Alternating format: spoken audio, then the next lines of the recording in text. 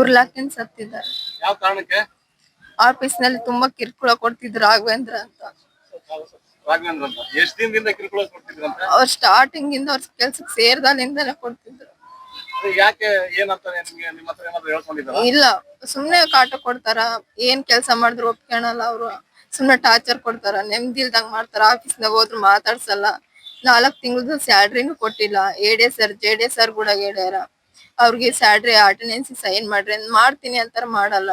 ಅವ್ರಿಂದಾನೇ ನನ್ ಗಂಡ ಹಾಳಾಗ್ಬಿಟ್ಟ. ಈಗ ಅವ್ರ ಮೇಲಧಿಕಾರಿ ಗಮನಕ್ಕೆ ಏನಾದ್ರು ತಂದಿದ್ರು ಅಂತ ಹೇಳಿದಾರೆ. ಅವ್ರು ಕೂಡ ಹೇಳಿದಾರೆ ಅವ್ರ ಸರ್ಗೆ, ಮಾಡ್ರಿ ಅವ್ರಿಗೆ ಸ್ಯಾಲ್ರಿ ಮಾಡ್ರಿ ಅಂತ. ಗ್ರಾಂಟ್ಸ್ ಮುಗೋತ್ತಲ್ಲಿ ಮಾಡ್ಕೊಡ್ರಿ ಹುಡುಗ ಎಲ್ಲಿಂದ ಬರ್ತತ್ ಅವ್ರಿಗೆ ಅಂತ ಹೇಳಿದ್ರು. ಮಾಡ್ತೀನಿ ಸರ್ ಅಂತ ಮಾಡಿಲ್ಲ. ನಿಮ್ ಮುಂದೆ ಏನಾದ್ರು ಹೇಳ್ಕೊಂಡಿದ್ರೆ ಈ ತರ ನಮ್ಗೆ ಏನಾದ್ರು ತೊಂದ್ರೆ ಆಗುತ್ತೆ ಅಂತ ಹೇಳ್ಕೊಂಡಿದ್ರು? ಇಲ್ಲ, ಮಾತಿಗೆ ಮುಂಚೆ ಅಂತಿದ್ರು ಅವ್ರ ಆಫೀಸಲ್ಲಿ ತೊಂದ್ರೆ ಕೊಡ್ತಾರ ಹಂಗೆ ಹಿಂಗ ಅಂತ. ಸುಮ್ನೆ ಕಾಮನ್ ಆಗಿ ಬಿಟ್ಟಾಗ್ಬಿಡ್ತಿದೆ. ಬಂದ್ ಹೇಳ್ತಿದ್ರು, ಸುಮ್ನೆ ಆಗ್ತಿದ್ರ. ಆಮೇಲೆ ಅವ್ರಿಂದನೇ ಮತ್ತೆ ಲೆಟರ್ ಬರ್ದಿಟ್ಟು ಅವತ್ ಸಾಯಂಕಾಲನೇ ಸೂಸೈಡ್ ಮಾಡ್ಕೊಂಡಾರ ಅವ್ರು. ಅವ್ರ ಬಗ್ಗೆನೆ ಬರ್ತಾರ, ರಾಘವೇಂದ್ರ ಸರ್ ಬಗ್ಗೆನೆ ಬರ್ತಾರ ಅವ್ರು. 2 ಪೇಜ್ ಬರ್ತಾರ. ಕಿರುಕುಳ ಕೊಡ್ತಿದ್ರು, ಹಿಂಸೆ ಮಾಡ್ತಿದ್ರು, ಅದೆಲ್ಲ ಬರ್ತಾರ. ಅದು ನಿಮ್ಗೆ ಸಿಕ್ಕಿದೆನಾ? ಸಿಕ್ಕಿದೆ. ಆತ ಅಲ್ಲಿ ಇರೋ ಜಾಗದ ನೋಡಿದ್ರೆ ನೇಣ್ ಹಾಕೊಂಡ ಮಾತ್ರ ಗೊತ್ತು. ಅದರಿಂದ ಕಿರುಕುಳ ಐತಂತೇಳಿ ಆತ ಪತ್ರ ಇದನ್ನ ಬರ್ದಿಟ್ಟು ಹೋಗ್ಯಾನ ಸರ್. ಒಂದು ಅಲ್ಲಿ ಮೊದಲು ಒಂದ್ಸರ ಇದೇ ರೀತಿ ಕಿರುಕುಳ ಆಯ್ತಂತ ಈಗ 1 ವರ್ಷದ ಮುಂದೆ ನಮ್ಮನ್ನೆಲ್ಲ ಕರೆಸಿ ಅಲ್ಲಿ ಪೊಲೀಸ್ ಸ್ಟೇಷನ್ ಕರೆಸಿ ಎನ್ಕ್ವೈರಿನೂ ಮಾಡಿದ್ರು. ಅವಾಗೆಲ್ಲ ಹೇಳಿದ್ಮ್ಯಾಗ ಅವ್ರು ಸರಿಯಪ್ಪ ಅಂತೇಳಿ ನಾವೆಲ್ಲ ರಿಕ್ಸ್ ಮಾಡ್ಕೊಂಡು ಬಿಟ್ಟಿದ್ರು.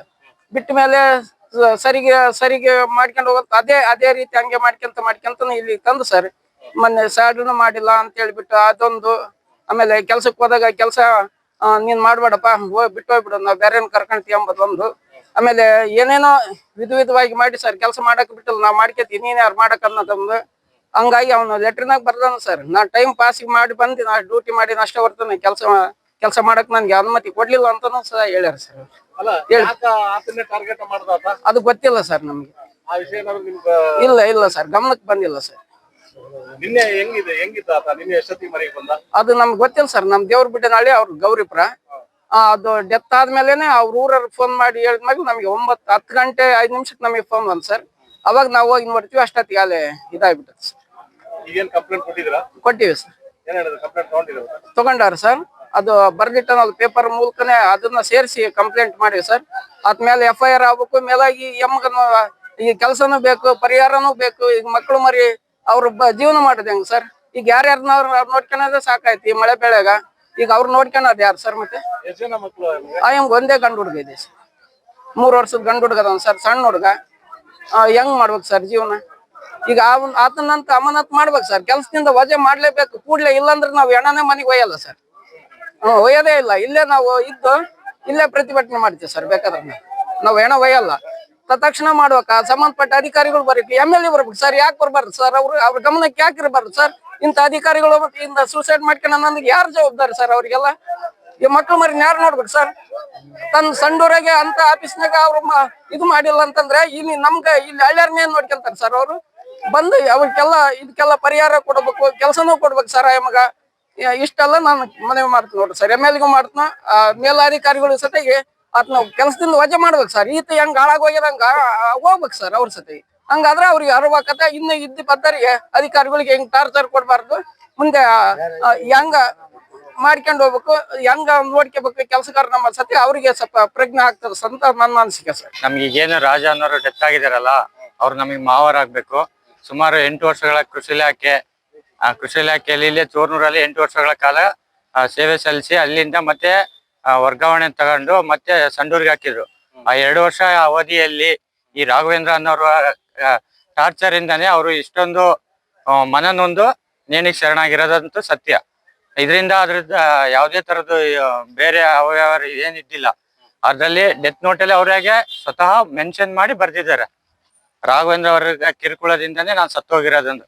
ಇದಕ್ಕೆ ನಾನು ಸರ್ಕಾರಕ್ಕೆ ಮನ ಮುಟ್ಟೋದೇನಂದ್ರೆ ಹೇಳೋದೇನಂದ್ರೆ, ಸರ್ಕಾರ ಏನಿದ್ರು ಅವ್ರಿಗೆ ಒಂದು ಪರಿಹಾರ ಅನ್ನೋದು ಕೊಟ್ಟು ಅವರ ಮುಂದಿನ ಸಣ್ಣ ಭವಿಷ್ಯಕ್ಕೆ, ಸಣ್ಣ ಮಗು ಇದೆ ಅವರು ಆಗದೆ ಅವ್ರಿಗೆ ಏನೋ ಒಂದು ಮೂಲತಃ ಸೌಕರ್ಯ ಕೊಟ್ಟು, ಒಂದು ಯಾವ್ದೋ ಸಣ್ಣದು ಹೊರಗುತ್ತಿಗೆ ನೌಕರಿ ಆಗಿದ್ರು ಪರವಾಗಿಲ್ಲ, ಯಾವ್ದೋ ಒಂದು ಸಣ್ಣ ನೌಕರಿ ಕೊಟ್ಟು ಮೂಲತಃ ಒಂದು ಸ್ಥಾನ ಕೊಟ್ಟು ನಾನು ಕೇಳ್ತೀನಿ. ಈಗ ರಾಘವೇಂದ್ರ ಅವರು ಇವ್ರನ್ನೇ ಯಾಕೆ ಟಾರ್ಗೆಟ್ ಮಾಡಿದ್ರು? ಮತ್ತೆ ಇಲ್ಲಿಂದ ಅವ್ರಾಗೆ ಟ್ರಾನ್ಸ್ಫರ್ ಮಾಡಿಸ್ಕೊಂಡು ಅವ್ರಾಗೆ ಮಾಡಿರೋದು ಸರ್ ಇದು. ಇದೆಲ್ಲ ಮುಂದೆ ಪ್ಲಾನ್ ಹಾಕೊಂಡು ಮಾಡಿರೋದಂತ ನನ್ನ ಅನಿಸಿಕೆ ಅನ್ಸುತ್ತೆ. ಯಾವ್ದ್ರ ವಿಷಯವಾಗಿ? ಇದ್ರ ವಿಷಯವಾಗಿ ಅವನ್ನ ಒಟ್ಟು ಕಂಪ್ನಿ ಕೆಲಸದಿಂದ ತೆಗಿಬೇಕು. ಕಾರಣ ಏನು? ಕಾರಣ ಅಂದ್ರೆ ಇಲ್ಲಿ ಈ ಕೆಲಸದಿಂದ ತೆಗಿಸಿದ್ರೆ ನಮ್ಗೇನೋ ಒಂದು ಅನುಕೂಲ ಆಗುತ್ತೆ. ಬೇರೆ ಯಾರನ್ನ ತರಬಹುದಲ್ಲ. ಅವರಲ್ಲಿ ಏನೋ ಇನ್ನೂ ಒಂದು ವೈಯಕ್ತಿಕ ಇಟ್ಕೊಂಡು ಈ ತರ ಮಾಡಿದಾರೆ ಅಂತ ನನ್ನ ಅನಿಸಿಕೆ ಸರ್. ಯಾವ್ದು ಏನಾದ್ರು ವೈಯಕ್ತಿಕ ವಿಷಯ ಏನಾದ್ರು ಗೊತ್ತಾಯ್ತು? ನಮಗೇನು ಗೊತ್ತಿಲ್ಲ ಸರ್. ಅದು ಮೆನ್ಷನ್ ಮಾಡಿದಾರೆ ಇದ್ರಲ್ಲಿ ಡೆತ್ ನೋಟ್ ಅಲ್ಲಿ ಅವ್ರು ಕ್ಲಿಯರ್ ಆಗಿ ಮೆನ್ಷನ್ ಮಾಡಿದ್ದಾರೆ. ಏನಂತ ಮಾಡಿದಾರೆ? ಆಫೀಸರ್ ಎಲ್ಲಾರು ಕಿರುಕುಳ ನನಗೆ ಜಾಸ್ತಿ ಆಗಿರೋದ್ರಿಂದ ಮನೆಯೊಂದು ನಾನು ಈಗ ಆತ್ಮಹತ್ಯೆಗೆ ನೇಣಾಕಿದ್ದೇನೆ ಅಂತಾನು ಹೇಳಿದ್ದಾರೆ ಸರ್. ಸುಮಾರು 4 ತಿಂಗಳಿಂದಾನು ಸ್ಯಾಲ್ರಿ ಆಗಿಲ್ಲ.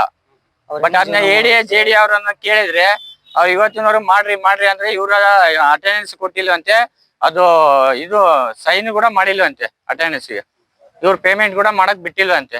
ಅವ್ರು ಕಂಪಲ್ಸರಿ ಡ್ಯೂಟಿಗೆ ಹೋಗಿದ್ದಾರೆ ಸರ್. ಬೇರೆ ಊರಿಂದ ಒಂದು ಸಿಟಿಯಲ್ಲಿ 1 ತಿಂಗಳು ಸ್ಯಾಲ್ರಿ ಇಲ್ಲ ಅಂದ್ರೆ ಹೆಂಗಾಗುತ್ತೆ ಹೇಳ್ರಿ ಅವ್ರಿಗೆ? 4 ತಿಂಗಳಿಂದಾನು ಸತತ ಸ್ಯಾಲ್ರಿ ಇಲ್ಲದೆ ಸುಮ್ನೆ ಕೆಲ್ಸಕ್ಕೆ ಬರ್ಬೇಡ, ನಾನು ಬೇರೆಯವ್ರನ್ನ ತಗೊಂತೀನಿ ಹಿಂಗ ಅವಕ್ಕೆ ಶಬ್ದಗಳಿಂದ ಮಾತಾಡಿರೋದ್ರಿಂದ ಅವ್ರ ಮನನೊಂದು ನಿನ್ನೆ ರಾತ್ರಿ ಸುಮಾರು 9-9:30 ಟೈಮಲ್ಲಿ ಹೋಗಿ ನೇಣಿಗೆ ಶರಣಾಗಿದ್ದಾರೆ ಸರ್.